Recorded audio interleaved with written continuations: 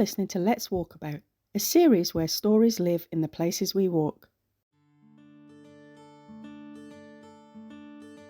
When most people visit Dunning, they might visit Dun Not because it's a nice walk up a hill. They may go out and have a nice walk around the woods in Kincladdy. They might visit Maggie Wall's monument, and most of them actually come to visit St Serph's Church.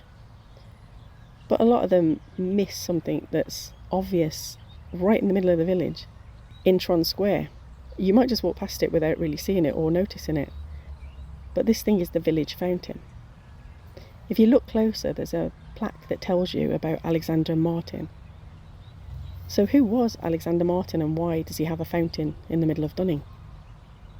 He was born in Dunning, but he left before 1841, and he built a life across in New Brunswick in Canada. In 1874, he sent the fountain back as a gift, a way of saying, I may be gone, but I haven't forgotten you. The fountain was switched on, according to the Perthshire Advertiser, by his niece, and at the time it was a big moment of pride. But hardly anybody remembers him these days. Just the fountain remains. The Dunning of 1874 isn't gone completely. The old cottages are still here. The streets' layouts are the same. What's changed is what's been layered on top. There's kids kicking a football about opposite the school on the green in Rollo Park. There's voices and laughter spiralling out of the two pubs. There's a shop where everybody knows your name and everybody knows each other. There's new houses edging in along century-old walls at the edge of the village. There's also a new deli and a tea room right next to the golf club, if you want to sit down and eat something instead. This is modern Dunning, a mix of memory and everyday life.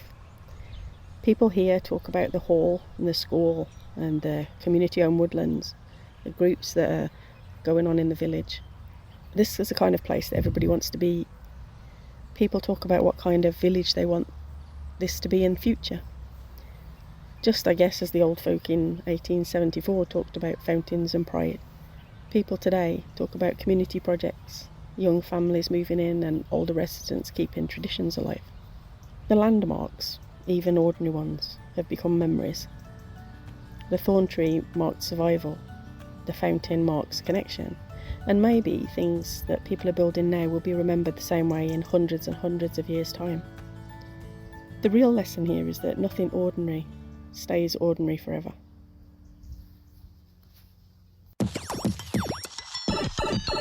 This podcast was created by Nicola Foley and hosted on Buzzsprout, with music and extra sound effects from Pixabay.